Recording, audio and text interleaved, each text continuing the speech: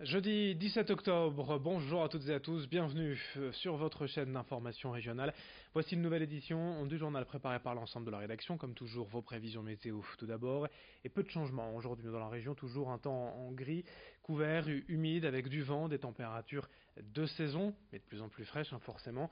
Des averses encore prévues cet après-midi, même si pour l'instant ce matin en tout cas le soleil semblait dominer. Les perturbations vont vite rattraper tout cela et nous offrir, si l'on peut dire, un peu de grisaille et d'humidité cet après-midi. Le vent, lui, se maintient, secteur sud-ouest, rafale jusqu'à 60 km par heure, de 14 à 15 degrés prévu cet après-midi pour les températures. À la une de l'actualité de la région Hauts-de-France, tout d'abord la suite du conflit social chez Conforama. Les syndicats CGT, FO et SFE-CGC ont appelé hier les salariés à la grève afin de dénoncer les dernières annonces de la direction concernant le plan de sauvegarde de l'emploi. En France, 42 magasins vont fermer, 1900 postes vont être supprimés. Dans la région, les enseignes de Lers, Calais et Louvroil sont concernées. Hier, selon les syndicats, 100% du personnel était en grève, les magasins sont restés fermés. Ce qui bloque, selon les syndicats, ce sont les primes de départ accordées aux salariés licenciés, jugées trop faibles et sous forme de forfait, qui ne considèrent pas les années d'ancienneté. Explication au micro de Rémi Desremaux.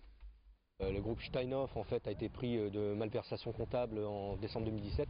C'est aujourd'hui la seule cause du mal qui ronge Conforama.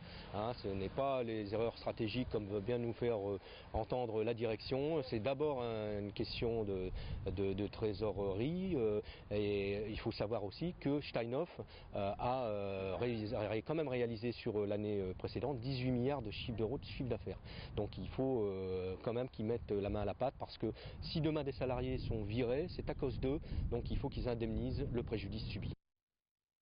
Autre actualité régionale en images sur le littoral, plus précisément la réponse de l'État suite au drame vécu lundi au Touquet et ces deux migrants retrouvés morts sur la plage. La préfecture du Pas-de-Calais a présenté hier les nouveaux effectifs de gendarmes réservistes mobilisés au sud de la côte d'Opale. Cela fait déjà un an que la gendarmerie territoriale intervient régulièrement auprès de ces migrants embarqués vers l'Angleterre, mais avec en plus leur mission de proximité du quotidien avec la population, difficile de tout gérer. Désormais, une trentaine de réservistes pourront ainsi être dépêchés spécifiquement sur ce type d'intervention en mer, voire même 45 gendarmes à terme si des accords sont trouvés avec le Royaume-Uni. Explication au micro de Corentin Escaillé. Ils ont le sens de la mission, comme n'importe quel militaire d'active.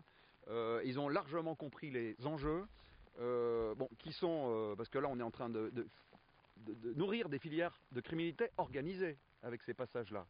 Donc déjà, le gendarme, il est fait pour arrêter le voleur, et il est tout de suite convaincu quand il s'agit de lutter contre cela. Et en plus, quand il y a des gens qui exploitent au péril de leur vie des migrants, là, ils ont tous conscience, et le drame qui s'est passé, et la chose qu'on redoute depuis des mois et des mois, c'était inévitable.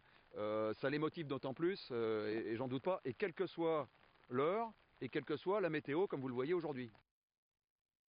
Autre actualité régionale, à l'Institut Pasteur de Lille, l'équipe de recherche du docteur Jamal Khalif vient d'identifier un gène essentiel, spécifique du parasite responsable du paludisme. Une avancée majeure qui pourrait contribuer à la découverte de nouvelles thérapies pour lutter contre cette maladie. Pour info, en 2017, dans le monde, le palu a causé la mort d'environ 435 000 personnes, la majorité des enfants en Afrique subsaharienne. Actuellement, sans vaccin efficace, les principaux traitements sont des combinaisons thérapeutiques auxquelles résistent de mieux en mieux des moustiques responsables de la transmission de la maladie. Cette découverte lilloise pourrait ainsi ouvrir la voie à de nouveaux traitements plus efficaces. Explication avec le docteur Jamal Khalif, interrogé pour nous par Rémi Desremaux. C'est le but de notre équipe, mais c'est le but des équipes du monde entier. C'est vraiment d'aller chercher de nouvelles voies, de nouveaux gènes, de nouvelles cibles thérapeutiques contre ce parasite qui n'arrête pas de présenter des résistances aux nouveaux traitements ou aux traitements actuels sur le marché. Pour l'instant, on n'a pas ces traitements. Il faut bien sûr le découvrir et ensuite le tester pour être sûr qu'il n'a pas des effets secondaires. Mais en tout cas, le gène visé est un gène spécifique de Plasmodium.